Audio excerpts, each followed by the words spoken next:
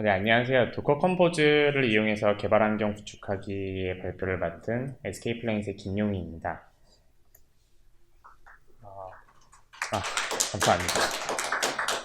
일단 주제가 라이트닝 토크인 만큼 되게 가벼운 거로 설명을 드릴 거고, 발표의 목적은 이제 도커 컴포즈랑 베이그런트를 모른다는 상황에서 이것들의 이제 호기심을 어떻게 하면 유발할 수 있을까로 발표 주제를 잡았으니까 되게 쉬운 내용일 거예요. 네. 상황을 한번 가정해 보면은 팀에 새로운 개발자가 오면은 보통 고급 개발자가 개발 환경 세팅해야 되니까 이런 것들 깔아주세요 라고 하죠. 근데 이게 이상적으로 새로운 개발자가 네, 완료됐습니다 라고 하는 신입이 있다면 정말 좋은 신입을 받았지만 실제로는 그렇지가 않죠. 네. 그리고 되게 많은 질문들을 하지만 좀 크리티컬한 이슈로는 나는 개발 환경에서 잘 돼서 배포를 했는데 에러가 난다 라는 식의 말들을 하게 됩니다. 보통 이제 개발 환경과 운영 환경이 다르기 때문에 발생하는 문제죠. 이런 문제들을 어떻게 해결할 수 있을까? 에서 시작하는 게 이제 도커 컴포즈랑 베이그런트가 해결책이 될 수 있습니다. 도커는 설명 안 할게요. 다 아시죠? 도커 컴포즈는 이제 도커에서 앱을 띄우는 단위가 컨테이너라고 불리는데 이것도 다들 아실 거예요. 컨테이너 하나 띄울 때마다 런을 해야 되고 2개 띄우려면 2번, 3번 띄우려면 3번의 명령어를 쳐야 되는데 이게 귀찮으니까 이제 도커에서는 도커 컴포즈를 제시를 해주고 있죠. 멀티 컨테이너를 돌리기 위한 툴로서.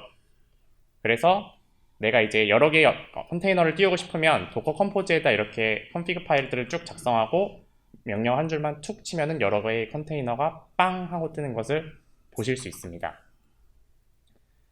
그래서 도커 컴포즈를 도커 사이트에서는 이렇게 써라, 이럴 때 써라 라고 이제 제안을 하고 있어요. 개발 환경을 구축할 때, 뭐 테스팅 환경을 자동화할 때, 싱글 호스트 디플로이 할 때, 이제 오케스트레이터 툴에서 이제 컨테이너를 띄울 때. 근데 저는 오늘 발표에서는 이 첫 번째 유스 케이스에 대해서만 집중적으로 한번 설명을 드려볼 예정입니다. 그래서 기존 프로젝트의 도커 컴포즈를 되게 간단하게 적용해 본 예제를 보여드릴게요. 웹 프로젝트가 다음과 같이 3개가 있고요. 3개의 웹 프로젝트는 어플리케이션 컨텍스트를 구분으로 해서 하나의 와스에서 돌고 있고, 우리는 이제 이 도커 컨테이너로 그 와스 컨테이너 하나를 만들고 데이터베이스 컨테이너를 하나 만들어서 이 2개의 컨테이너를 도커 컴포즈로 한 번에 빵 하고 띄워볼 거예요. 네. MySQL 컨테이너를 다음과 같이 만들고요. 설정 파일을. 톰캣 컨테이너 설정 파일을 다음과 같이 만듭니다. 그리고 이 2개를 띄워줄 수 있는 컴포즈 설정 파일을 만들어서 올려야 되는데, 올리기 전에 마지막에 좀 하나 한 가지 더 그 수정을 해줘야 되는 부분이, 보통 이제 저희가 웹 프로젝트를 진행하면 데이터베이스 커넥션 스트링을 적는 부분이 있잖아요. 여기에서 이제 당연히 내 로컬에 원래 이제 까니까 127.0.0.1에 3306 포트로 열어줘야 되는데, 이거를 컨테이너가 통신할 수 있도록 그 컨테이너 이름, 그러니까 저 같은 경우는 레지스트레이션 데이터베이스라고 지정했는데 이게 호스트 네임이 돼서 커넥션 스트링을 다음과 같이 수정을 해줘야 돼요. 좀 그림으로 설명을 다시 한번 드리자면, MySQL 컨테이너 파일을 만들고 톰캣 컨테이너 파일을 만들어서 이 2개를 묶어주는 컴포즈 파일을 만들고 띄워야 되는데, 띄우기 전에 내가 127.0.0.1 하면 MySQL이 몰라요, 누군지. 모르니까 컨테이너 이름에 포트 번호로 바꿔줘서 도커 컴포즈 업 하고 빵 띄우면은 다음과 같이 컨테이너들이 잘 뜨는 것을 볼 수 있죠. 네, 이게 끝이에요. 이제 아까와 같은 상황이 오면은 이제는 도커 컴포즈 업 해주세요 라고만 하면은 아까와 같은 그런 질문과 이슈들이 많이 사라질 수가 있는 거죠.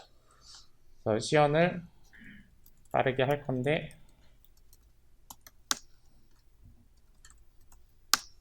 이게 여기서 보여드리려면 시간이 좀 걸려요. 근데 저희가 시간이 없으니까 일단은 저게 뜨기 전에 빨리 넘어가도록 할게요.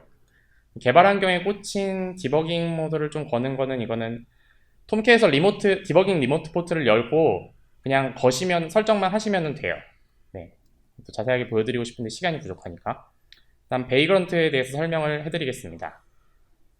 뭐 베이그런트라고도 하고 바그런트라고도 많이 하는데 저는 베이그런트라고 부르는데, 이제 세간에서 보통 베이그런트에 대한 설명들을 많이 찾아보면은 이거는 이제 버추얼박스 이미지들, 기존에 있었던 뭐 버추얼박스나 VMware나 이런 것들의 이미지들을 쉽게 컨트롤할 수 있는 툴이다, 뭐 이런 식으로 제안을 해요. 그래서 설정해 주는 부분이 되게 많은데 이런 거 이제 좀 명령어로나 쉽게 할 수 있고, 이미지들이 되게 많을 때 이거 한 번에 막 껐다 켰다 하는 것도 힘든데 이런 거 쉽게 해줄 수 있고 하는 식으로 설명을 하는데 막상 베이그런트 사이트에 가면은 그런 내용에 대한 어필보다는 개발 환경을 쉽게 만들어준다 라는 슬로건으로 이제 자기의 베이그런트 상품을 홍보를 해요.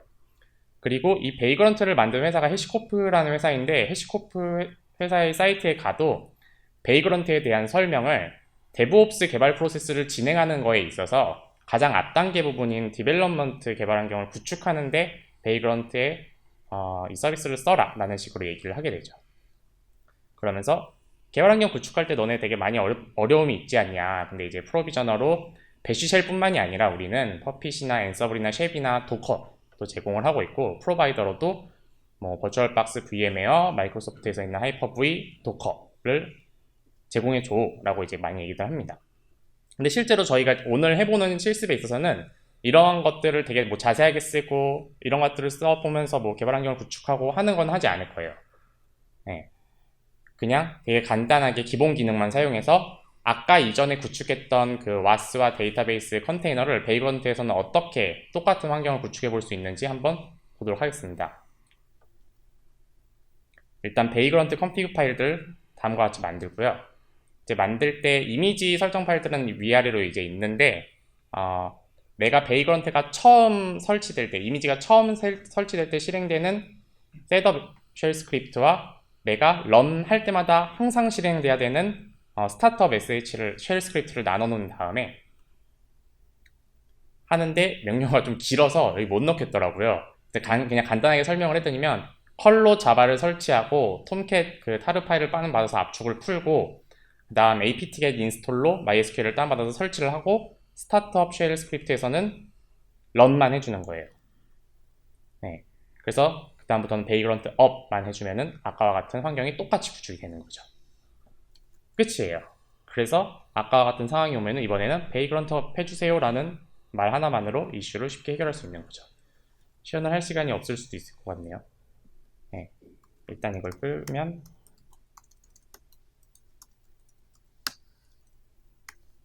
방금 뜨신 거를 보셨을 거예요. 이게 도커 컴포즈로 띄운 거고요. 네, 뜨는 동안 또 다음 거를 보도록 할게요. 그래서 도커 컴포즈랑 베이그런트랑 뭐가 더 좋은데? 라는 얘기를 했을 때 가벼운 걸 원하면은 도커 컴포즈를 쓰는 게 좋습니다. 이게 컨테이너 뭐 하나 띄우거나 VM 이미지를 하나 띄울 땐 별로 문제가 안 되는데 막 5개, 6개, 7개, 8개 띄우면은 맥북이 날아가는 소리를 들으실 수 있을 거예요. 그리고 이거는 이제 뒤에 계신 서비큐라님의 홈페이지에서 그 개발 블로그에서 받아온 건데 내가 만든 개발 환경을 그대로 배포해 쓰고 싶은 경우에는 도커 컴포즈를 쓰시는 게 좋아요. 그리고 도커 커뮤니티가 워낙 잘 돼 있다 보니까 뭐 톰캣 이미지 다운받거나 MySQL 이미지 다운받는 건 정말 쉽거든요. 한 줄이면 돼요. 근데 만약에 내가 이거를 베이그런트로 쓰게 되면은 베이그런트는 어쨌든 OS 이미지를 띄우고 거기에다가 애플리케이션을 설치하는 거이기 때문에 자바 파일도 설치해줘야 되고 뭐 그걸 또 다운받기 위해서 apt-get 유틸도 설치해줘야 되고 번거롭단 말이에요. 그런 한 10줄, 20줄짜리의 명령어들을 써야 되는 거를 도커 컴포저로 하면 되게 빠르게 할 수 있고 또 가볍게 뜰 수 있죠. 근데 이걸 이제 뭐 팀 사람들이랑 가끔 얘기했을 때 야 그래도 커피 마실 시간은 베이그런트 업이 더 많이 주지 않냐 뭐 이런 얘기들 많이 하는데 그것도 되게 맞아요. 팀장님에게 커피 마시러 갈 시간을 당당하게 요구할 수 있죠. 개발 환경이 구축이 안 됐으니까.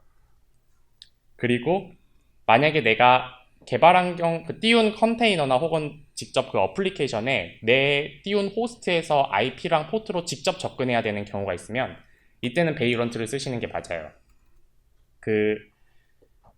지금 이거 도커 펌에게 네트워킹에 가면은 이제 리미테이션이라고 돼서 핑을 날릴 수 없습니다 라고 되어 있는데 네트워크 인스펙터를 찍어서 컨테이너 IP 주소를 알아내고 거기에 핑을 날려도 내 로컬호스트에서 못 붙어요. 네, 못 붙도록 지금 아직 제한 조건이 있는데 그러니까 지금 그림을 다시 한번 설명드리자면 아이솔레이티드 네트워크의 도커 이제 네트워크 환경에서 얘가 172.118.0.2로 그 IP 주소가 할당이 돼 있고 내 띄운 로컬호스트에서 이렇게 치면 못 알아봐요. 네. 맥으로 개발하는 경우에만 가정을 한 거예요. 보통 이제 거의 개발은 다 맥으로 하지 않을 수도 있긴 한데 뭐 한다고 한다면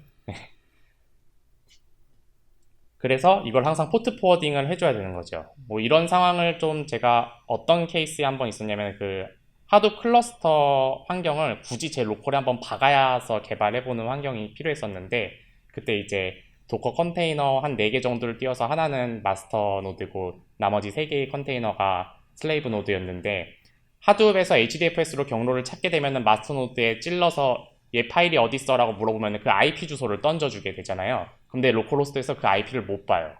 네, 그러니까 계속 찾을 수 없습니다 하고 에러가 빡빡빡빡 떨어지게 되는 거죠.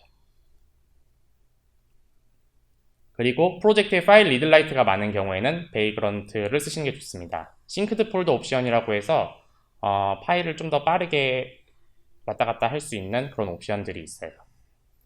섞어 쓸 수도 있을 것 같아요. 이건 어떤 경우였냐면은 우리가 톰캣이나 MySQL은 보통 배포를 해야 되니까 이제 도커 컴포즈로 감싸면 되는데 우리가 이제 뭐 리액트나 이런 거 많이 쓰잖아요. 요새는 프론트엔드 개발 환경으로 앵귤러 2 같은 것도 많이 쓰고 그때 보면은 뭐 npm 걸프 요새는 이런 거 잘 안 쓰긴 하지만 뭐 거의 다 웹팩으로 통일이 됐죠. 뭐 어쨌든 웹팩, 그런트, 사스, 보어 이거는 개발할 때만 필요하지 내가 상용에 배포를 하는 과정에서는 이것들은 필요가 없는 거예요. 그럼 이런 것들은 베이그런트 위에다 올려놓고 베이그런트에서 다시 도커 컴포즈를 띄우면서 필요한 그 배포에 필요한 파일들을 구성을 해놓으면 그 파일들은 나중에 배포할 때 또 써먹을 수도 있는 거죠. 이렇게 섞어 쓰고 있는 케이스가 이제 제이스터라고 스프링 부트와 앵귤러 1.day 버전을 좀 보일러 플레이팅 해주는 유명한 이제 프로젝트인데 워낙 그나마 잘 안 나가니까 여기에서도 이제 베이그런트랑 도커 컴포즈를 섞어서 쓰고 있어요. 근데 그래도 아마 가장 중요한 건 편한 걸 쓰시는 게 맞을 것 같아요.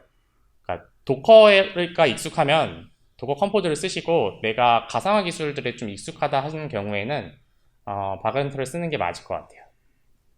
그래서 개발 환경 구축할 때 굳이 이렇게까지 해야 돼? 라는 걸 한다면 사실 이건 제가 만든 공식이 틀릴 수도 있는데 이런 걸 따져봐야 될 것 같아요. 프로젝트에 적용되는 테크 컴포넌트가 굉장히 많은 경우에는 이런 걸 해놓는 게 비용적으로 좀 이득이 될 수 있을 것 같아요. 그러니까 지금 아까 같은 경우는 톰캣 MySQL밖에 없으니까 그거 누가 구축 못해요 요새 라고 하면 좀 위험할 수도 있겠네요. 그러니까 되게 어렵죠. 네, 어렵지만 우리는 다 할 수 있을 거예요. 근데 엘라스틱서치건, 레디스건, 몽고DB건 여러 개 붙기 시작하다 보면은 개발 환경 구축하는 시간도 굉장히 많이 들어가고 여기에 만약에 투입되는 사람이 많아졌다 이러면 그 사람들이 하나 한 번 다 해야 되는 거죠. 그리고 플러스 알파로 내가 상용에 배포해야 되는 리스크 테이킹이 얼마나 있는데 라는 알파 요소를 더했을 때 이게 내가 이 개발 환경을 구축하기 위해서 드는 시간보다 더 이득이야? 라는 거를 따져서 한번 적용해 보면 좋을 것 같아요. 네, 이상으로 저의 발표를 마치도록 하고요. 지금 보면은 이제 베이그런트로 뜨신 거를 볼 수 있습니다. 네, 감사합니다.